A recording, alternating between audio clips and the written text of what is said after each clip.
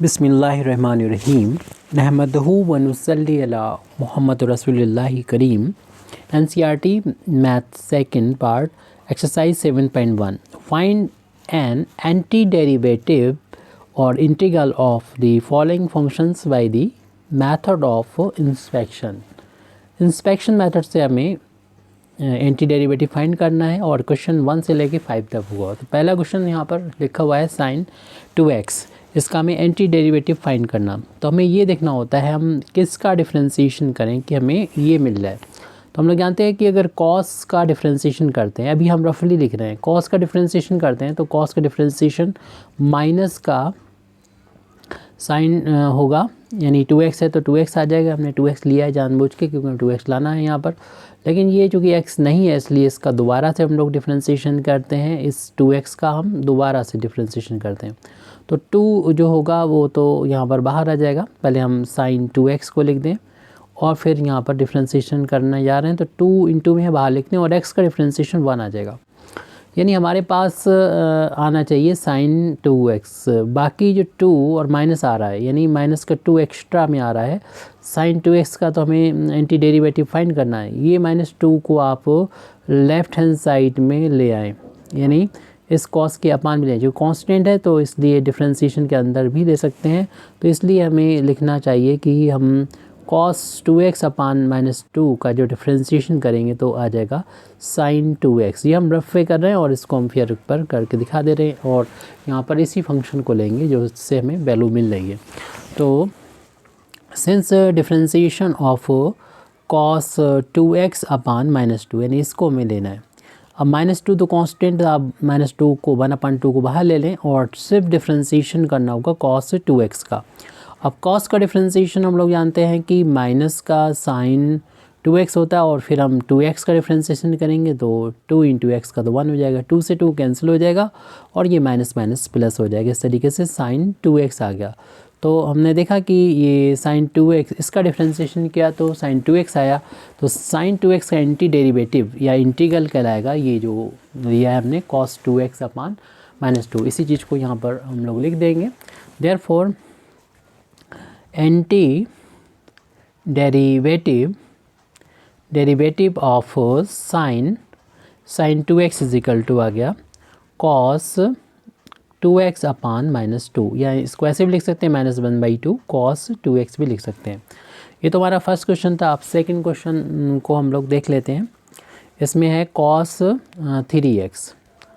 cos 3x का हमें anti derivative find करना है। तो हमें सोचना होगा cos 3x कैसे आया, cos का किसका डिफ्रेंशिएशन करते हैं कि cos 3x हमें मिलता है। हम लोग जानते हैं sin 3x का डिफ्रेंशिएशन करते हैं तो cos 3x मिलता है, लेकिन साथ ही में मिलता है जो कि x नहीं था ये, इसलिए दोबारा से हम इसका डिफ्रेंशिएशन करेंगे 3x का, तो मिलेगा cos 3x इंटू 3 और x का डिफरेंस 3 बाहर हो गया और x का डिफ्रेंशिएशन x के रिस्पेक्ट में 1 हो गया, यानी एक्स्ट्रा में जो आ रहा है वो 3 आ रहा है। cos 3x हमें ज़रूरत है तो हम इस 3 को लेफ़्ट हैंड साइड में ले आएंगे तो लेफ़्ट हैंड साइड में साइन 3x के अपान में ये 3 आ जाएगा। तो ये काम हमने रफ पे किया था, अब इसी को फेयर में दिखा देते हैं। यानी since differentiation of sine 3x upon 3 is equal to 1/3 को यहाँ से बाहर ले लेंगे और डिफ्रेंशिएशन हमें करना होगा सिर्फ साइन 3x का, और फिर हम यहाँ पर साइन का डिफ्रेंशिएशन जानते हैं cos 3x आएगा, लेकिन ये x नहीं था इसलिए इसका 3x का दोबारा से डिफ्रेंशिएशन करेंगे तो 1/3 cos 3x इंटू 3 बाहर हो जाएगा और x का x के रिस्पेक्ट में डिफ्रेंशिएशन 1 कैंसिल करने पर बना गया। यानी cos 3x हमें पता होना चाहिए किसका डिफ्रेंशिएशन करने पर cos 3x आ रहा है, क्योंकि हम देख रहे हैं कि ये इस फंक्शन का डिफ्रेंशिएशन करने पर cos 3x आ रहा, तो इस cos 3x का इसका डिफ्रेंशिएशन ये है तो इसका एंटी डेरिवेटिव ये है, इसका डेरिवेटिव ये है तो इसका एंटी डेरिवेटिव ये फंक्शन कहलाएगा। तो हम कह सकते हैं कि anti derivative of cos 3x is equal to sine 3x upon 3। इसे हम ऐसे भी लिख सकते हैं 1/3 sin 3x। और आगे चल के हम लोग इसे एंटी डेरिवेटिव ना लिख के इसे एक साइन इस्तेमाल करेंगे, इंटीग्रेशन का साइन कहलाता है। cos 3x dx की वैल्यू आ जाएगी 1/3 sin 3x। ये आगे चल के यूज़ करेंगे, फिलहाल अभी हम लोग इसका ही यूज़ करेंगे। क्वेश्चन नंबर थर्ड में हमसे कहा गया है कि e की पावर 2x का एंटी डेरिवेटिव फाइंड करो। हम लोग जानते हैं e की पावर x का डिफ्रेंसिएशन e की पावर x होता है, इसी तरीके से e की पावर 2x का डिफ्रेंसिएशन e की पावर 2x होता है, लेकिन यहाँ पर x नहीं था, इसलिए इसका दोबारा से हमें डिफ्रेंसिएशन करना होगा मल्टीपल में 2x का।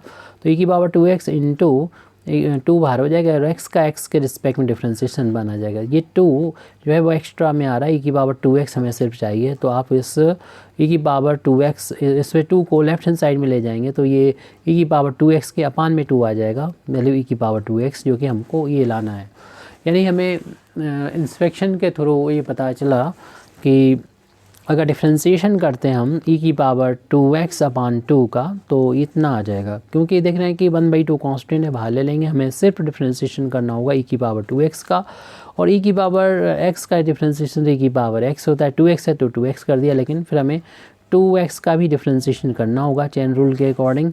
तो 1/2 इंटू e की पावर 2x और इसमें 2 को बाहर ले लेंगे, x का डिफ्रेंसिएशन x के रिस्पेक्ट में 1 हो जाएगा, 2 से 2 कैंसिल हो जाएगा, e की पावर ये 2x हमारा आ गया।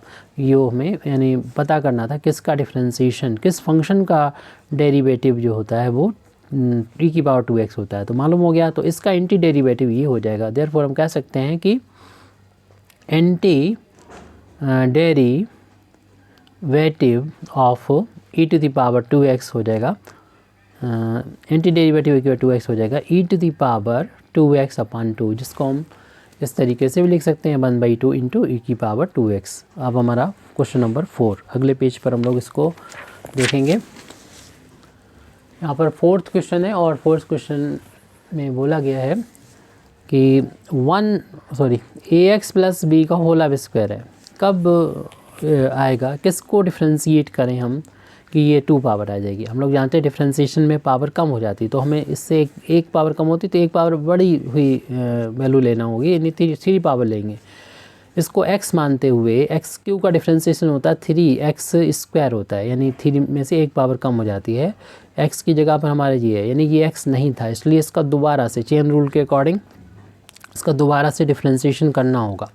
3 इंटू ax + b की पावर 2 है और इसका डिफ्रेंशिएशन जब करेंगे तो a कांस्टेंट है 1 आ जाएगा और x का डिफ्रेंशिएशन 1, प्लस का साइन है, अब इस टर्म का डिफ्रेंशिएशन करेंगे और कांस्टेंट का डिफ्रेंशिएशन हम लोग जानते होता है 0, तो ये सिर्फ a बचेगा, यानी 3a आ गया यहाँ पर शुरू में लिख दिया और ax + का b, जबकि हम देख रहे हैं हमारा जो फंक्शन था ओनली इतना ही है जिसका हमें एंटी डेरिवेटिव फाइंड करना, तो एक्स्ट्रा में 3 है तो वो अपान में ले आए, यानी ये वैल्यू जो चल रही थी कुल लेफ्ट हैंड साइड में ax + b की पावर 3 का डेरिवेटिव ये आया, तो अगर 3a को अपान में ले आए, कांस्टेंट है तो हम इसे डेरिवेटिव के अंदर भी ले सकते हैं, अपान में 3a, होल पावर यहाँ पर 3 थी, तो ये वैल्यू ax + b का होल स्क्वायर। तो हम इसे इंस्पेक्शन ये रफ़े कर लेंगे और फिर हम देख लेंगे इसका जो डेरिवेटिव है, यानी हम डिफ्रेंशिएशन करके दिखा देते हैं इसका, यानी ax + b की पावर 3/3a का डिफ्रेंशिएशन क्या होगा। पहले तो आप कांस्टेंट 1/3a को बाहर ले लें, डिफ्रेंशिएशन सिर्फ करना होगा हमको ax + b की पावर 3 का, और इसको x मानते हुए डिफ्रेंशिएशन करेंगे तो पावर 3 आगे आ जाएगी, और जितनी पावर है उसमें से एक कम हो जाएगा, लेकिन ये x तो था नहीं, इसलिए इसका दोबारा से डिफ्रेंशिएशन ax + b करके दिखा देंगे। अब हम देख रहे हैं कि 3 से 3 ये कैंसिल हो जाएगा और 1/a ही बचा हुआ है यहाँ पर, और ax + b की power 2।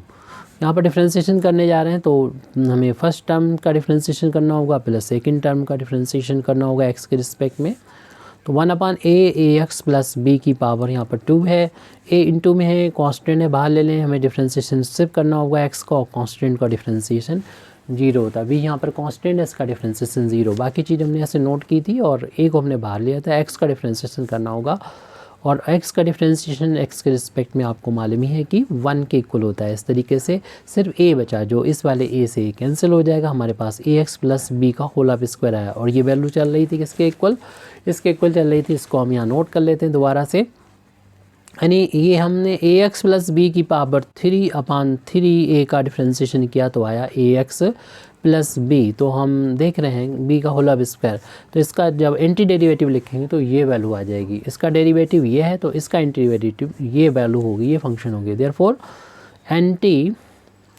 Anti derivative of a x plus b का होल स्क्वायर वो इक्वल हो जाएगा ए एक्स प्लस बी की पावर 3/3a। इसी तरीके से हम लोग और 5वां क्वेश्चन है उसको भी कंप्लीट कर लेते हैं। इसमें दे रखा था हमारा साइन 2x और यहाँ पर है 4e की पावर 3x है। तो साइन 2x को शायद हमने पहले भी फाइंड किया था। यस, तो इसका तो हमें पहले से मालूम है, फर्स्ट वाले पार्ट में किया था cos 2x/-2। तो इसको ही ले लेंगे और इसी जैसा करना होगा। कैसे पता लगाएंगे, यही है, तो इसको हमने यहाँ पर बता दिया था, देख लीजिएगा पार्ट। और जो दूसरा पोर्शन है वो हम अपने एक जो तीसरा क्वेश्चन है उससे हेल्प मिल जाएगी, लेकिन हम इसको करके दिखा देते हैं। 4 तो इंटू में है, कांस्टेंट है, इससे तो हम जो है वो साइड से कर देंगे। यानी हमें डिफ्रेंशिएशन जो लाना एंटी डेरिवेटिव e की पावर 3x का, वो पहले हम देख के चेक करते हैं इसका कितना होता है। e की बार x का डिफ्रेंशिएशन अगर हम करते हैं e की बार 3x का e की बार 3x आएगा, और फिर हमें चूँकि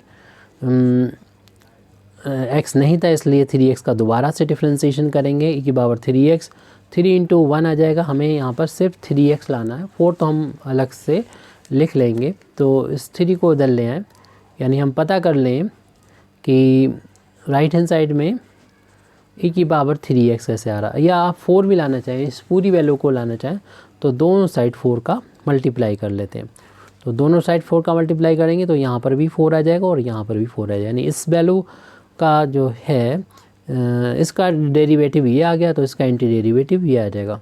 इसी तरीके से इसका एंटी डेरिवेटिव हम पीछे फर्स्ट वाले पार्ट में फाइंड कर चुके थे, तो इसलिए हम कह सकते हैं कि डेरिवेटिव ऑफ, देखिए इसका डेरिवेटिव हमें फर्स्ट वाले पार्ट में मिल चुका था जो कि cos 2x/-2 था, और माइनस ये लिख लें, और ये इसका डेरिवेटिव अभी हमने फाइंड किया है 4/3 e⁻3x। तो ये दो टर्म है, यानी इसका डिफ्रेंशिएशन करेंगे तो हमें ये मिल जाएगा, यानी इसका एंटी डेरिवेटिव जो ब्रैकेट के अंदर है वो वैल्यू होगी। तो अब इसका डिफ्रेंशिएशन करके, यानी हम देख रहे हैं इंस्पेक्शन करके क्या यही वैल्यू आएगी। तो इसको डिफ्रेंशिएट करेंगे तो फर्स्ट फंक्शन का हमको डिफ्रेंशिएशन करना होगा, और फिर माइनस का साइन है, फिर सेकंड फंक्शन का हमको डिफ्रेंशिएशन करना होगा 4/3 e⁻3x का, जो कांस्टेंट है यानी -2, जो कि अपान में तो 1 अपान करके से बाहर लिया जाता है। अगर अपान में वैल्यू होती तो जो हम इंटीग्रेशन के जो साइन होता है या डिफ्रेंशिएशन का साइन होता है उसमें 1 अपान करके से बाहर लेते हैं, और डिफ्रेंशिएशन सिर्फ हमारा cos 2x का ही करना होगा। फिर इसी तरीके से नेक्स्ट टर्म में, अगले टर्म में जो कि माइनस के बाद है 4/3 को बाहर ले लिया कांस्टेंट के तौर पर, और डिफ्रेंशिएशन e⁻3x का करना होगा। ये यहाँ पर -2 है, और cos का डिफ्रेंशिएशन होता है माइनस का साइन 2x, लेकिन ये x नहीं है इसलिए को दोबारा से डिफ्रेंशिएशन करना होता है। -4/3 e⁻x का इंटीग्रेशन आपको मालूम है e⁻x होता है, लेकिन ये x नहीं है इसलिए इसको दोबारा से 3x का डिफ्रेंशिएशन करना होगा।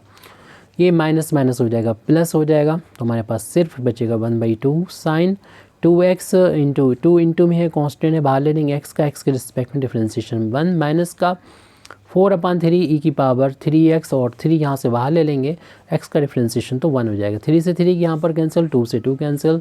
तो हम देख रहे हैं कि जो जिसका हमें एंटी डेरिवेटिव फाइंड करना था वही वैल्यू यहाँ पर आ चुकी है। यानी ये किसका डिफ्रेंशिएशन किया था ये हमें पता होना चाहिए।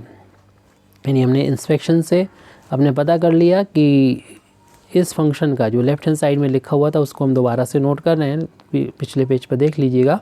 तो इसकी वैल्यू हमारी ये डिफ्रेंशिएट करने पर ये आई है साइन 2x - 4 e⁻3x, यानी इस फंक्शन का डेरिवेटिव ये है, तो इस फंक्शन का एंटी डेरिवेटिव ये होगा। Therefore anti